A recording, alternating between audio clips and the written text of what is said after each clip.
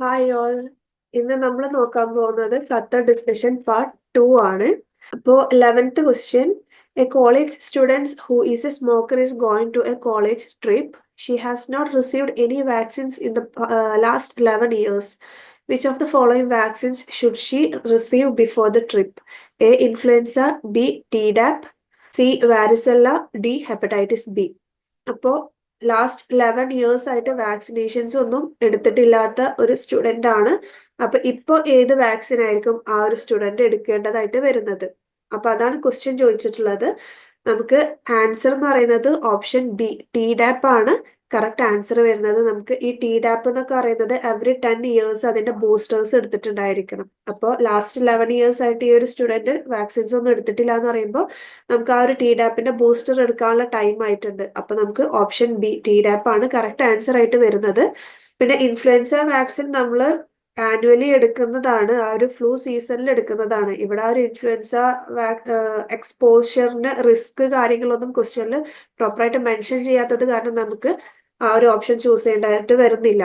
Option B ടിഡാപ്പ് ആണ് correct answer ആയിട്ട് ഇവിടെ വരുന്നത്. Next question, a 61-year-old man was recently diagnosed with Parkinson's disease. He was prescribed an anti-Parkinson medication. Later, he was presented to the clinic with mydriasis and narrow-angle glaucoma.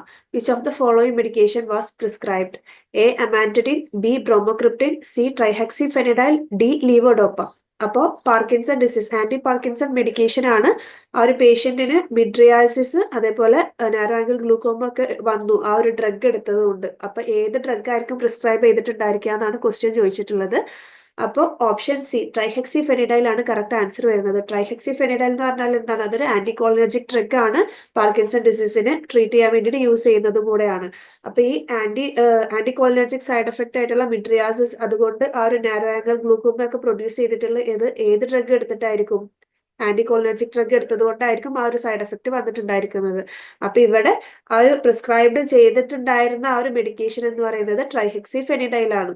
അമാന്റഡിൻ എന്ന് പറഞ്ഞാൽ എന്താണ്? അമാന്റഡിൻ എന്ന് പറയുന്നത് dopamine facilitator ആണ്. അതൊരു antiviral drug കൂടെയാണ്.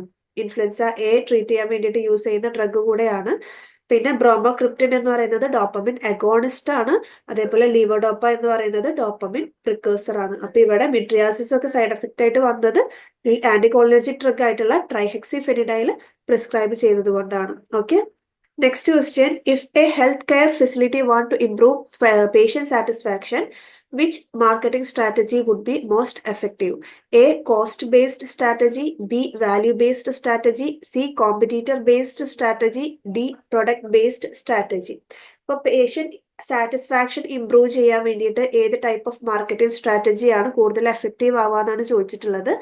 Option B value based സ്ട്രാറ്റജിയാണ് correct answer വരുന്നത്. നമുക്ക് പേഷ്യന്റ് സാറ്റിസ്ഫാക്ഷൻ കൂട്ടാൻ വേണ്ടിയിട്ട് അവിടെ പേഷ്യന്റ് സെന്റേർഡ് കെയർ പ്രൊവൈഡ് ചെയ്യണം. ആ പേഷ്യൻസിന് പ്രോപ്പറായിട്ട് പേഷ്യന്റ് കൗൺസിലിംഗ്, അതേപോലെ തന്നെ ഇമ്മ്യൂണൈസേഷൻ സർവീസസ്, പിന്നെ ഹോം ഡെലിവറി സർവീസസ്, ഇതൊക്കെ ഇൻക്ലൂഡ് ചെയ്യണം ആ ഒരു കെയറിൽ എന്നുണ്ടെങ്കിൽ അവിടെ പേഷ്യന്റ് സാറ്റിസ്ഫാക്ഷനും കൂടുതലായിരിക്കും. ഇപ്പൊ കോസ്റ്റ് ബേസ്ഡ് സ്ട്രാറ്റജി നോക്കുകയാണെന്നുണ്ടെങ്കിൽ അവിടെ മിനിമം കോസ്റ്റിൽ പ്രൊഡക്റ്റ് കിട്ടുന്നുണ്ടായിരിക്കും, പക്ഷെ അതുകൊണ്ട് മാത്രം പേഷ്യന്റ് സാറ്റിസ്ഫാക്ഷൻ ഇംപ്രൂവ് ആയിക്കൊള്ളണം എന്നില്ല. അതേപോലെ കോമ്പറ്റീറ്റർ ബേസ്ഡ് സ്ട്രാറ്റജി എന്ന് പറയുമ്പോൾ ഇപ്പൊ നമ്മുടെ കോമ്പറ്റീറ്റേഴ്സ് എന്തൊക്കെ ഓഫേഴ്സ് കാര്യങ്ങൾ അല്ലെങ്കിൽ എന്തൊക്കെ സർവീസസ് പ്രൊവൈഡ് ചെയ്യുന്നു അതെല്ലാം നമ്മളും പ്രൊവൈഡ് ചെയ്യുകയാണെന്നുണ്ടെങ്കിൽ അവിടെയും കാര്യമായിട്ട് ഒരു പേഷ്യന്റ് സാറ്റിസ്ഫാക്ഷൻ ഇംപ്രൂവ് ചെയ്യാനുള്ള ഒരു ഫാക്ടർ വരുന്നില്ല. പിന്നെ പ്രൊഡക്റ്റ് ബേസ്ഡ് സ്ട്രാറ്റജി എന്ന് പറയുമ്പോൾ ഏതെങ്കിലും ഒരു പ്രൊഡക്റ്റിന് അവിടെ കൂടുതൽ പ്രൊമോഷൻ കാര്യങ്ങൾ അല്ലെങ്കിൽ ഹൈ ക്വാളിറ്റി പ്രൊഡക്ട്സ് പ്രൊവൈഡ് ചെയ്തത് കൊണ്ടും പേഷ്യന്റ് സാറ്റിസ്ഫാക്ഷൻ ഇംപ്രൂവ് ആവണമെന്നില്ല. ആ ഒരു പേഷ്യന്റ് സെന്റേർഡ് കെയർ അവിടെ പ്രൊവൈഡ് ചെയ്യണം. പേഷ്യൻസിന് കൗൺസിലിംഗ്, അവർക്ക് വേണ്ട കാര്യങ്ങൾ, സർവീസസ് ഒക്കെ പ്രൊവൈഡ് ചെയ്യുകയാണെന്നുണ്ടെങ്കിൽ അപ്പോഴാണ് നമുക്ക് അവിടെ ആ ഒരു പേഷ്യന്റ് സാറ്റിസ്ഫാക്ഷൻ കൂടുതലായിട്ട് വരുന്നത്. അത്തരം സ്ട്രാറ്റജീനെയാണ് നമ്മൾ വാല്യൂ ബേസ്ഡ് സ്ട്രാറ്റജി എന്ന് പറയുന്നത്. അപ്പൊ ഇവിടെ ഓപ്ഷൻ ബി ആണ് കറക്റ്റ് ആൻസർ വരുന്നത്. Next question, which of the following is correct answer? Option A drug D more efficacy less efficacy and the drug A more potency and high efficacy. B drug A less efficacy, less potency, and drug C more efficacy and more potency. C drug D less potency, less efficacy, and drug C high potency and high efficacy. D, drug D high potency and drug C less potency and drug D and drug C has same efficacy. അപ്പൊ ഈ graph നോക്കിയിട്ട് നമുക്ക് answer choose ചെയ്യണം. അപ്പോൾ graph നോക്കുകയാണെന്നുണ്ടെങ്കിൽ ഇപ്പൊ potency എന്ന് പറയുമ്പോൾ എന്താണ്, ഹൈ പൊട്ടൻസി എന്നൊക്കെ പറയുമ്പോൾ ഏറ്റവും ചെറിയ ഡോസിൽ അവിടെ എഫക്ട് പ്രൊഡ്യൂസ് ചെയ്തിട്ടുണ്ടായിരിക്കുന്നതിനെയാണ് നമ്മൾ ഹൈ പൊട്ടൻസി എന്ന് പറയുക. പിന്നെ ഹൈ എഫിക്കസി എന്ന് പറയുമ്പോൾ ഏറ്റവും കൂടുതൽ ഫാർമക്കോളജിക്കൽ ആക്ഷൻ പ്രൊഡ്യൂസ് ചെയ്തിട്ടുള്ള ഡ്രഗ് ആയിരിക്കും ഹൈ എഫിക്കസി ഡ്രഗ് എന്ന് പറയുന്നത്. അപ്പൊ ഇവിടെ ഹൈ പൊട്ടൻ ഡ്രഗ് എന്ന് പറയുന്നത് ഏതാണ്, ഏറ്റവും ചെറിയ ഡോസിൽ ആക്ഷൻ പ്രൊഡ്യൂസ് ചെയ്തിട്ടുള്ള ഡ്രഗ് എന്ന് പറയുന്നത് ഡ്രഗ് ഡി ആണ്. അതേപോലെ ലീസ്റ്റ് പൊട്ടന്റ് എന്ന് പറയുന്നത് ഏതാണ്, ഏറ്റവും വലിയ ഡോസിലാണ് ആ ഒരു ഫാർമക്കോളജിക്കൽ ആക്ഷൻ പ്രൊഡ്യൂസ് ചെയ്തിട്ടുള്ളത്. അങ്ങനെ നോക്കുമ്പോൾ ഡ്രഗ് സി ആണ് ലീസ്റ്റ് പൊട്ടന്റ് വരുന്നത്. അപ്പൊ ഇവിടെ ഓപ്ഷൻ ഡി നോക്കുകയാണെന്നുണ്ടെങ്കിൽ, അതായത് drug D high potency and drug C less potency, അത് കറക്റ്റ് അല്ലേ? ഡ്രഗ് എ എന്ന് പറയുമ്പോൾ ഹൈ പൊട്ടന്റ് ആണ്, ഏറ്റവും ചെറിയ ഡോസിൽ തന്നെ എഫക്ട് പ്രൊഡ്യൂസ് ചെയ്തിട്ടുണ്ട്. ഡ്രഗ് സി എന്ന് പറയുമ്പോൾ ലെസ് പൊട്ടന്റ് ആണ്. പിന്നെ drug D and C has same efficacy. ഈ ഡ്രഗ് ഡിയും സിയും സെയിം എഫിക്കസി ആണ്, സെയിം എഫക്റ്റ് ആണ് പ്രൊഡ്യൂസ് ചെയ്തിട്ടുള്ളത്. അപ്പൊ ഇവിടെ ഓപ്ഷൻ ഡി ആണ്, drug D high potency and drug C low potency and drug D and C have same efficacy ആണ് കറക്റ്റ് ആൻസർ ആയിട്ട് വരുന്നത്. ഇപ്പൊ ഓപ്ഷൻ എ ഒക്കെ നോക്കുകയാണെന്നുണ്ടെങ്കിൽ ഡ്രഗ് ഡി മോർ എഫിക്കസി, അത് തന്നെ നോക്കുമ്പോൾ ഡ്രഗ് ഡിക്ക് അല്ല ഇവിടെ മോർ എഫിക്കസി, ഡ്രഗ് എയും ബിയും ഉണ്ട്, അവരാണ് കൂടുതൽ എഫിക്കസി. സിക്കും ഡിക്കും സെയിം എഫിക്കസി ആണ്. അപ്പൊ നമുക്ക് ഓപ്ഷൻ എ തന്നെ റോങ് ആണെന്നുള്ളത് മനസ്സിലാവും. പിന്നെ ഡ്രഗ് ഓപ്ഷൻ ബി നോക്കുകയാണെന്നുണ്ടെങ്കിൽ drug A has less efficacy, drug എക്ക് എ ബിനെ കമ്പയർ ചെയ്യുമ്പോൾ ലെസ് എഫിക്കസി ആണ്, ലെസ് പൊട്ടൻസി എന്ന് കൂടെ പറഞ്ഞിട്ടുള്ളത്. ലെസ് പൊട്ടൻസി അല്ല, ഹൈ പൊട്ടന്റ് ആണ് drug D, sorry drug A ആണ്. ഡ്രഗ് എ എന്ന് പറയുമ്പോൾ ലെസ് എഫിക്കസി എന്നാണ് പറഞ്ഞിട്ടുള്ളത്. അപ്പൊ അത് തന്നെ തെറ്റാണ്. ഡ്രഗ് എ എന്ന് പറയുന്നത് ഹൈ എഫിക്കസി ഉള്ള ഡ്രഗ് ആണ്. അപ്പൊ നമുക്ക് ഓപ്ഷൻ ബിയും റോങ് ആണെന്ന് മനസ്സിലാവും. പിന്നെ ഓപ്ഷൻ സി നോക്കുകയാണെന്നുണ്ടെങ്കിൽ drug D less potency, less potency അല്ല, ഹൈ പൊട്ടന്റ് ആണ് ഡ്രഗ് ഡി വരുന്നത്. അപ്പൊ ആ ഒരു ഫസ്റ്റ് സെന്റൻസിൽ തന്നെ നമുക്ക് option A B C wrong ആണെന്നുള്ളത് മനസ്സിലാവും. ഓപ്ഷൻ ഡി ആണ് കറക്റ്റ് ആൻസർ വരുന്നത്. ഈ ഗ്രാഫ് നോക്കിയിട്ട് കണ്ടുപിടിക്കുകയാണ് വേണ്ടത്. Next question, a 60-year-old patient with hypertension and heart failure is being treated with multiple medications including hydrochlorothiazide, which is known to cause hypokalemia. The patient has developed hypokalemia due to the diuretic therapy. Which of the following intervention is most likely to help to correct the patient's electrolyte imbalance? A. Isoproterenol, B. Formoterol, C. Normal saline, D. Eplerenone.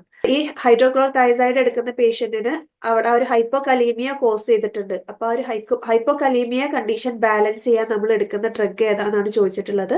അപ്പൊ ഈ ഓപ്ഷൻസിൽ നോക്കുകയാണെന്നുണ്ടെങ്കിൽ option D എപ്ലിറിനോൺ എന്ന് പറയുന്നത് അതൊരു potassium sparing diuretic ആണ്, ആൾഡോസ്റ്റെറോൺ antagonist ആണ്. അപ്പൊ ഈ ആൾഡോസ്റ്റെറോൺ ആന്റഗോണിസ്റ്റ് എന്താണ് ചെയ്യുന്നത്, പൊട്ടാസ്യത്തിനെ റീറ്റെയിൻ ചെയ്യുന്നുണ്ട്. അങ്ങനെ ആ ഒരു ഹൈപ്പോകലീമിയ കണ്ടീഷൻ കറക്റ്റ് ചെയ്യാൻ വേണ്ടിയിട്ട് ഹെൽപ്പ് ചെയ്യും ഈ എപ്ലിറിനോൺ എന്ന് പറയുന്ന drug.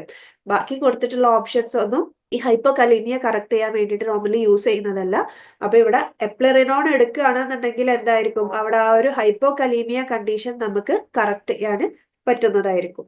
Next question, a 20-year-old pregnant woman present to the emergency department with severe vomiting. What is the most likely safe drug? A. Pyridoxine, B. Ondansetron, C. Domperidone, D. Promethazine. അപ്പൊ ഏതാണ് പ്രഗ്നൻസിയിൽ safe ആയിട്ടുള്ള വോമിറ്റിങ്ങിനുള്ള drug? അതായത് morning sickness, അതാണ് പ്രഗ്നൻസിയിലെ ആ ഒരു വോമിറ്റിങ്ങിന് പറയുന്നത്. അപ്പൊ അത് ട്രീറ്റ് ചെയ്യാൻ വേണ്ടിയിട്ട് നമ്മൾ യൂസ് ചെയ്യുന്ന ഡ്രഗ് ഏതാണ്, സേഫ് ആയിട്ടുള്ള ഡ്രഗ്? ഓപ്ഷൻ എ പിരിഡോക്സിൻ ആണ്. പിരിഡോക്സിൻ എന്ന് പറയുന്നത് വൈറ്റമിൻ B6 ആണ്. നമ്മൾ പ്രഗ്നൻസിയിൽ വോമിറ്റിങ്ങിന് സേഫ് ആയിട്ട് കൊടുക്കുന്നതാണ്. അത് നമ്മൾ ഡോക്സിലാമിൻ എന്ന് പറയുമ്പോൾ ആന്റി ഹിസ്റ്റമിൻ ആണ്, അതിന്റെ ഒപ്പം കോമ്പിനേഷൻ ആയിട്ടും ഈ ഒരു പിരിഡോക്സിൻ കൊടുക്കുന്നതാണ്. Okay, next question, what is the primary receptor for nitric oxide in its mechanism of action? A. Central alpha 2 receptor, B. soluble guanyl cyclase, C. beta 1 receptor, D. Purinergic 1 G protein coupled receptor. ഇപ്പൊ nitric ഓക്സൈഡിന്റെ mechanism of ആക്ഷനിൽ involve ആയിട്ടുള്ള receptor എന്ന് പറയുന്നത് ഏതാണ്? Option B soluble guanylyl cyclase ആണ് correct answer വരുന്നത്. Nitrous ഓക്സൈഡിന്റെ മെക്കാനിസം എന്തായിരിക്കും? ആ nitrous oxide soluble guanyl cyclaseനെ activate ചെയ്തിട്ട് ഇവിടെ GTP, അതായത് guanosine triphosphate cyclic guanosine monophosphate ആയിട്ട് കൺവേർട്ട് ആവുകയാണ് ചെയ്യുന്നത്. അപ്പൊ ആ ഒരു CGMP ലെവൽ നമ്മുടെ ബോഡിയിൽ കൂടിയിട്ട് നൈട്രിക് ഓക്സൈഡിന്റെ എഫക്റ്റ് ആയിട്ടുള്ള വാസോഡൈലേഷൻ, സ്മൂത്ത് മസിൽ റിലാക്സേഷൻ ഒക്കെ അവിടെ പ്രൊഡ്യൂസ് ആവുകയാണ് ചെയ്യുന്നത്. അപ്പൊ നൈട്രിക് ഓക്സൈഡിന്റെ മെക്കാനിസം ഓഫ് ആക്ഷനിൽ ഇൻവോൾവ് ആയിട്ടുള്ള റിസപ്റ്റർ എന്ന് പറയുന്നത് ഏതാണ്? Option B soluble guanylyl cyclase ആണ് കറക്റ്റ് ആൻസർ വരുന്നത്. Okay, Next question. A tablet is thrown from a height of 6 inches to test its ability to withstand mechanical stress without breaking and crumbling. Which of the following test is being performed? A. Dissolution test. B. Hardness test. C. Disintegration test. D. Friability test. അപ്പോൾ ആ ഒരു ഹൈറ്റിൽ നിന്ന് ആ ഒരു tablet throw ചെയ്തിട്ട് അതിന്റെ ആ ഒരു മെക്കാനിക്കൽ സ്ട്രെസ് വിത്ത്സ്റ്റാൻഡ് ചെയ്യാനുള്ള എബിലിറ്റി നമ്മൾ കണ്ടുപിടിക്കുന്നത് ഏത് ടെസ്റ്റ് വഴിയാണ്? ഓപ്ഷൻ ഡി, ഫ്രയബിലിറ്റി ടെസ്റ്റ് വഴിയാണ് നമ്മളിത് കണ്ടുപിടിക്കുന്നത്. ആ ഒരു മെക്കാനിക്കൽ സ്ട്രെസ് വിത്ത്സ്റ്റാൻഡ് ചെയ്യാനുള്ള ആ ഒരു എബിലിറ്റി കണ്ടുപിടിക്കുന്നത് ഫ്രയബിലിറ്റി ടെസ്റ്റ് യൂസ് ചെയ്തിട്ടാണ്. അപ്പൊ നമ്മൾ ആ ഒരു different physical pressures, physical stress നമ്മൾ ടാബ്ലറ്റിൽ അപ്ലൈ ചെയ്തിട്ട് അതിന്റെ ആ ഒരു വെയിറ്റ് ലോസ് ഉണ്ടോ എന്നുള്ളത് കാൽക്കുലേറ്റ് ചെയ്യാണ് ചെയ്യുന്നുണ്ടായിരിക്കുക. അപ്പം ഈ ഒരു ട്രാൻസ്പോർട്ടേഷൻ ടൈമിൽ അല്ലെങ്കിൽ സ്റ്റോറേജ് ടൈമിലൊക്കെ different type of physical stress ഈ ഒരു ടാബ്ലറ്റിൽ അപ്ലൈ ചെയ്യുന്നുണ്ടായിരിക്കും. അപ്പൊ അതുകൊണ്ടൊക്കെ എന്തെങ്കിലും വെയിറ്റ് ലോസ് കാര്യങ്ങളൊക്കെ വരുന്നുണ്ടോ ആ ഒരു ടാബ്ലറ്റിൽ എന്നുള്ളത് നമുക്ക് മനസ്സിലാക്കാൻ വേണ്ടിയിട്ടാണ്, ഈ ഒരു സ്ട്രെസ് ഒക്കെ വിത്ത്സ്റ്റാൻഡ് ചെയ്യാനുള്ള ഒരു എബിലിറ്റി ഉണ്ടോ എന്നുള്ളതൊക്കെ മനസ്സിലാക്കാൻ വേണ്ടിയിട്ടാണ് നമ്മൾ ഈ ഒരു ഫ്രയബിലിറ്റി ടെസ്റ്റ് ചെയ്യുന്നത്. ഡിസൊല്യൂഷൻ ടെസ്റ്റ് എന്ന് പറഞ്ഞാൽ എന്താണ്? ആ ഒരു ഡ്രഗ് എത്രയും പെട്ടെന്ന് ഡിസോൾവ് ആവുന്നു എന്നുള്ളത് നമ്മൾ കണ്ടുപിടിക്കാനാണ് ഡിസൊല്യൂഷൻ ടെസ്റ്റ് ചെയ്യുന്നത്. ഹാർഡ്നെസ് ടെസ്റ്റ് എന്ന് പറയുമ്പോൾ ഇപ്പൊ നമ്മൾ ഫോഴ്സ് അപ്ലൈ ചെയ്തിട്ട് ആ ഒരു ടാബ്ലറ്റ് ബ്രേക്ക് ആവാൻ എടുക്കുന്ന ആ ഒരു എത്രയാണോ ഫോഴ്സ് അപ്ലൈ ചെയ്യുന്നത് അതാണ് നമ്മൾ ഹാർഡ്നെസ് ടെസ്റ്റിൽ കണ്ടുപിടിക്കുന്നത്. ഡിസിന്റഗ്രേഷൻ ടെസ്റ്റ് എന്ന് പറയുമ്പോൾ ആ ഒരു ടാബ്ലറ്റ് സ്മോൾ പാർട്സ് ആക്കിയിട്ട് ആ ഒരു ഫോം ആവാൻ എടുക്കുന്ന ഒരു ടൈം, ഡിസിന്റഗ്രേറ്റ് ആവാൻ എടുക്കുന്ന ആ ഒരു ടൈമാണ് ഡിസിന്റഗ്രേഷൻ ടെസ്റ്റിൽ നമ്മൾ കണ്ടുപിടിക്കുന്നത്. അപ്പൊ ആ ഒരു മെക്കാനിക്കൽ സ്ട്രെസ് വിത്ത്സ്റ്റാൻഡ് ചെയ്യാനുള്ള ആ ഒരു എബിലിറ്റി കണ്ടുപിടിക്കുന്നത് ഫ്രയബിലിറ്റി ടെസ്റ്റ് യൂസ് ചെയ്തിട്ടാണ്. Next question. 45-year-old patient with chronic pain has been prescribed tramadol. Upon starting medication, the patient reports that it is not providing adequate pain relief. Which of the following is most likely reason for the reduced effectiveness? A. Patient is rapid metabolizer of tramadol, leading to faster clearance of the drug. B. The patient is a poor metabolizer of tramadol, resulting in reduced conversion of its active form. C. The patient has drug allergy, causing reduced effectiveness to the medication. D. The patient is experiencing psychological factors that reduce the perceived effectiveness of the medication. അപ്പോൾ tramadol എടുക്കുന്ന പേഷ്യന്റിന് ആ ഒരു adequate pain relief കിട്ടുന്നില്ല. ആ ഒരു effectiveness കുറയാനുള്ള reason എന്താണെന്നാണ് ചോദിച്ചിട്ടുള്ളത്. Option B, the patient is a poor metaboliser of tramadol, resulting in reduced conversion of its active form ആണ് കറക്റ്റ് ആൻസർ വരുന്നത്. ഈ ട്രമഡോൾ എന്ന് പറയുന്നത് അതൊരു പ്രോഡ്രഗ് ആണ്. ലിവറിൽ മെറ്റബലൈസ് ചെയ്യും. ഈ സൈറ്റോക്രോം 2D6 എൻസൈമിന്റെ ഹെൽപ്പോട് കൂടി ലിവറിൽ അത് മെറ്റബലൈസ് ചെയ്തിട്ട് ഓർത്തോഡെസ്മീഥൈൽ ട്രമഡോൾ ആയിട്ട് കൺവേർട്ട് ആവും. അപ്പൊ ഈ ഓർത്തോഡെസ്മീഥൈൽ ട്രമഡോൾ ആണ് ആക്റ്റീവ് ഫോം. അതാണ് ഈ ഒരു അനാൽജസിക് എഫക്റ്റ് ഒക്കെ പ്രൊഡ്യൂസ് ചെയ്യുന്നത്. അപ്പൊ ഈ സൈറ്റോക്രോം 2D6 എൻസൈം അതാണ് ഹെൽപ്പ് ചെയ്യുന്നത് മെറ്റബോളിസത്തിന് വേണ്ടിയിട്ട്. അപ്പൊ ഈ ഒരു റാപ്പിഡ് മെറ്റബലൈസർ അല്ലെങ്കിൽ പുവർ മെറ്റബലൈസർ എന്നൊക്കെ പറയുമ്പോൾ, ഇപ്പൊ പുവർ മെറ്റബലൈസർ നോക്കുകയാണെന്നുണ്ടെങ്കിൽ ആ ഒരു ട്രമഡോൾ ടു ഓർത്തോഡെസ്മീഥൈൽ ട്രമഡോൾ കൺവേർഷൻ പതുക്കെ ആയിരിക്കും നടക്കുന്നുണ്ടായിരിക്കുക. ആക്റ്റീവ് ഫോം, ആ ഒരു ആക്റ്റീവ് മെറ്റബലൈറ്റിന്റെ ഫോർമേഷൻ സ്ലോ ആയിട്ടായിരിക്കും നടക്കുന്നുണ്ടായിരിക്കുക. അപ്പൊ അത് കാരണം തന്നെ അവിടെ എഫക്റ്റീവ്നെസ് കുറയും. അതാണ് ഇപ്പൊ ഈ ഒരു കണ്ടീഷൻ, ഈ ഒരു കേസിൽ നടന്നിട്ടുള്ളത്. ഇനി ഓപ്ഷൻ എ നോക്കുകയാണെന്നുണ്ടെങ്കിൽ, റാപ്പിഡ് മെറ്റബലൈസർ ആണെന്നുണ്ടെങ്കിൽ എന്താണ്, ഈ ട്രമഡോൾ ടു ഓർത്തോഡെസ്മീഥൈൽ ട്രമഡോൾ കൺവേർഷൻ പെട്ടെന്ന് നടക്കും. അവിടെ ആ ഒരു എഫക്റ്റ് കൂടുകയാണ് ചെയ്യുന്നത്. പിന്നെ ഓപ്ഷൻ സി നോക്കുകയാണെന്നുണ്ടെങ്കിൽ ഡ്രഗ് അലർജി ഒക്കെ വരികയാണെന്നുണ്ടെങ്കിൽ അവിടെ അഡ്വേഴ്സ് ഡ്രഗ് റിയാക്ഷൻസ് ഒക്കെ കാണിക്കും. അതായിരിക്കും കൂടുതലായിട്ട് കാണിക്കുക, റെഡ്യൂസ്ഡ് എഫക്റ്റീവ്നെസ് ആയിരിക്കില്ല. പിന്നെ പേഷ്യന്റ് എക്സ്പീരിയൻസ് സൈക്കോളജിക്കൽ ഫാക്ടേഴ്സ് എന്ന് പറയുമ്പോൾ അവിടെ എന്തെങ്കിലും ആങ്സൈറ്റി, ഡിപ്രഷൻ ഒക്കെ ഉണ്ടെങ്കിൽ അവിടെ ആ ഒരു പെയിൻ റിലീഫിനെ അത് ബാധിക്കുന്നുണ്ടായിരിക്കും. പക്ഷെ എന്നാലും പ്രൈമറി കോസ് എന്ന് പറയുന്നത് അതല്ല. ഈ ഒരു പുവർ മെറ്റബലൈസർ ആയതുകൊണ്ടാണ് അവിടെ പ്രോപ്പർ പെയിൻ റിലീഫ് അച്ചീവ് ചെയ്യാൻ പറ്റാതിരുന്നത്. Okay. Next question. A patient present to the hospital 2 hours after ingesting 20 digoxin tablets. What is the most appropriate treatment for this case? A. Digifab. B. Potassium chloride. C. Activated charcoal. D. Sodium bicarbonate. അപ്പോൾ digoxin toxicity ആണ്. 20 tablets of digoxin ingest ചെയ്തിട്ടാണ് ഈ പേഷ്യന്റിനെ കൊണ്ടുവന്നിട്ടുള്ളത്.